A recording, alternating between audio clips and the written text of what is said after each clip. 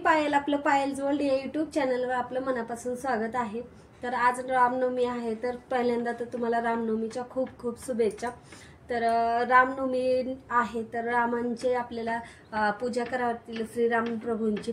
पण आता माझ्याकडे श्रीराम प्रभूंची मूर्ती नव्हती, तर मी सरांना कालच सांगितलं होतं की मला छोटीशी मूर्ती पाहिजे श्रीराम प्रभूंची, जेणेकरून मी त्यांच्या म्हणजे पूजा करू शकेल आज श्रीराम नवमीला।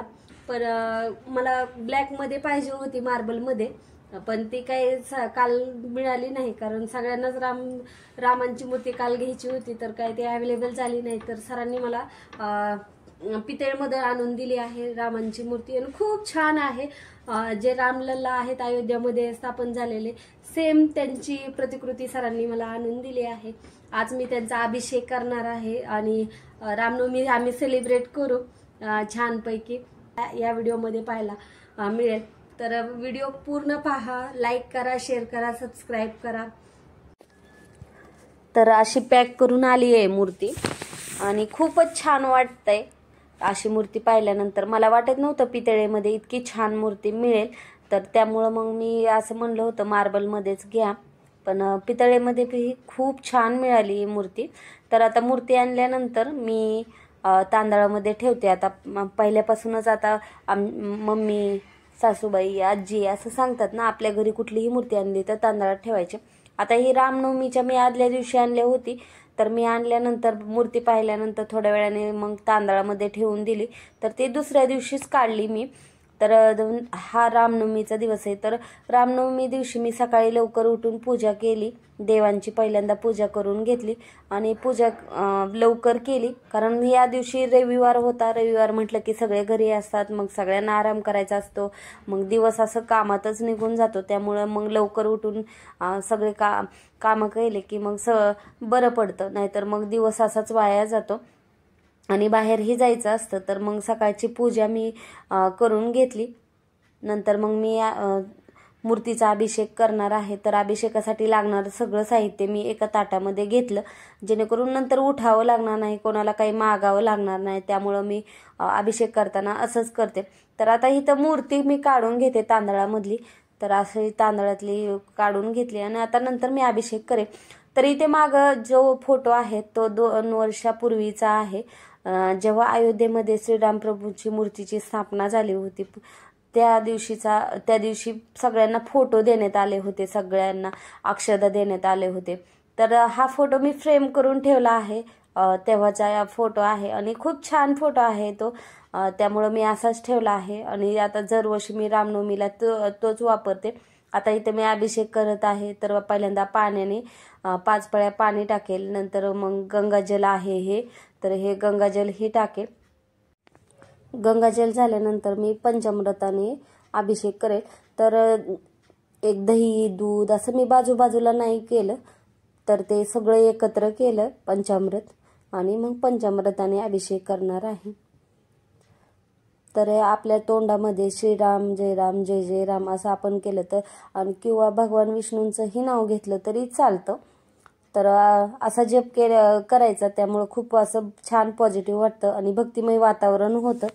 नाहीतर तुम्ही रामरक्षा स्तोत्र लावून ठेवू शकता यूट्यूबला, तेही खूप छान वाटतं लावून ठेवल्यानंतर। आणि रामनवमी म्हणलं की रामरक्षा स्तोत्र एक वेळेस तरी म्हणायचं आणि खूप पॉझिटिव्ह वाटतं।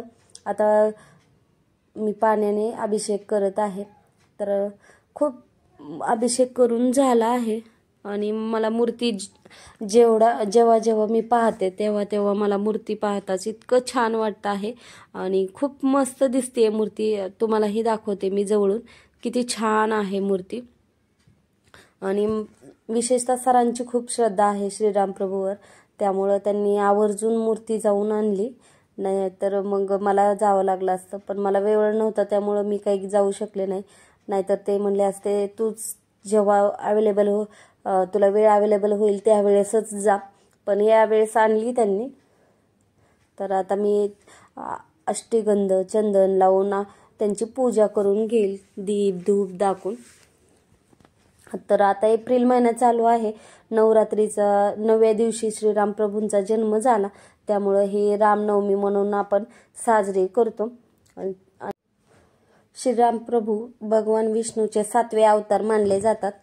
तर ते अयोध्येमध्ये राजा दशरथ आणि कौशल्या यांच्या पोटी जन्म झाला आहे श्रीराम प्रभूंचा।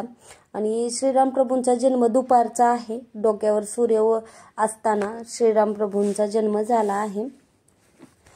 श्रीराम प्रभू भगवान हे नैतिकता, न्याय, चांगुलपणा याचे प्रतीक असणारे राजा होऊन गेले आहेत।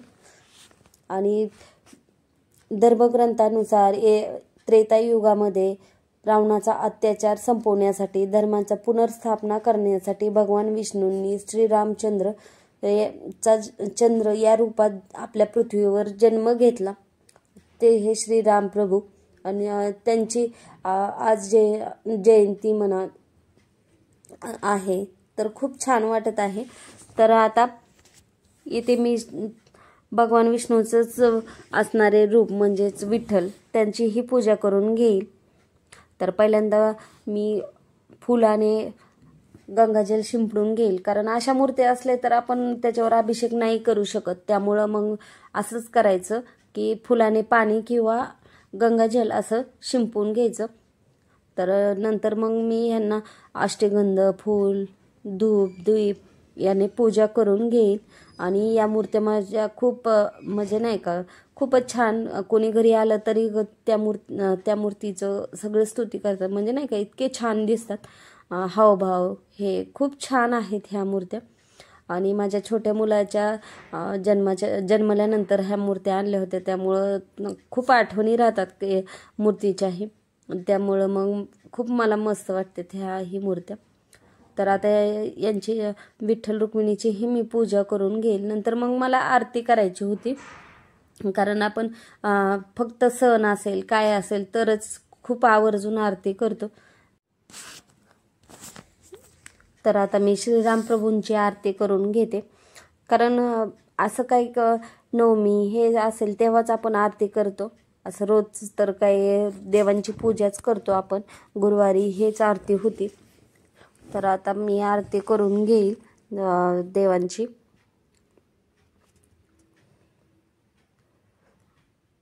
आणि हा दिवस खरंच खूप पॉझिटिव्ह आहे, कारण आमच्या घरात सरांना खूप श्रीराम प्रभूंना मानतात ते, कारण त्यांचंही नाव राम आहे आणि रामप्रभूंना मानतात। तर मी छोटीशीच रांगोळी काढली देवांसमोर, कारण एवढा वेळ नव्हता आणि त्यामुळं मग मी छोटीशीच काढली। नंतर मी त्या दिवशी तुम्हाला दाखवलं होतं की आम्ही वस्तू आणण्यासाठी पाडव्या दिवशी गेलो होतो, तर त्याची डिलिव्हरी रामनवमीला झाली। तर रामनवमी दिवशी मिळाली आम्हाला वॉशिंग मशीन। तर आता वॉशिंग मशीनची हे आम्ही पूजा करत आहे। आता तुम्हाला वाटत असेल ही पूजा करत आहे, पण आम्ही घरात कुठलीही वस्तू आणली तर आता मोठी वस्तू आणल्यावर आपण पूजा करतोच ना, तर त्यामुळे आम्ही पूजा करून घेत आहेत, कारण ते आपल्या आयुष्याचा एक भाग आहे। त्या छान चालण्यासाठी त्याची पहिल्यांदा आपल्या घरी आल्यानंतर आम्ही पूजा करतो। आता ते सगळेच करतात का नाही माहीत नाही, पण जर तुम्ही करत असाल तर नक्की कमेंट करून सांगा। तर मी छानपैकी पूजा करून घेतली। तर आम्ही असंच करतो पूजा। तर छानपैकी मी आणि शीतलनी पूजा करून घेतले। शेजारच्या काकूही आल्या होत्या।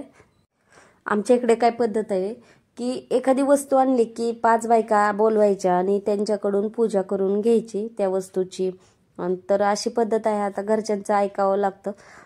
तर नंतर आम्ही गेलो क्लासमध्ये, तर क्लासमध्ये ही पूजा केली, कारण क्लासची स्थापनाच आम्ही रामनवमी दिवशी केलेली होती, त्यामुळं मग आज आम्ही त्याचा वर्धापन दिवस साजरा केला। तर नंतर मग आम्ही मंदिरात गेलो। तर मंदिरामध्ये आम्ही जवळच्याच मंदिरात गेलो, कारण इतका आवाज डीजेचा होता, त्यामुळं लहान मुलांना खूप त्रासदायक होतं, त्यामुळं मग आम्ही जवळच्या मंदिरातच जाऊन आलो। आणि ऊनही खूप होतं, तर असं आम्ही सेलिब्रेट केली रामनवमी। तर पूजा कशी वाटली नक्की कमेंट करून सांगा। संपूर्ण व्हिडिओ बघितल्याबद्दल मनापासून आभार।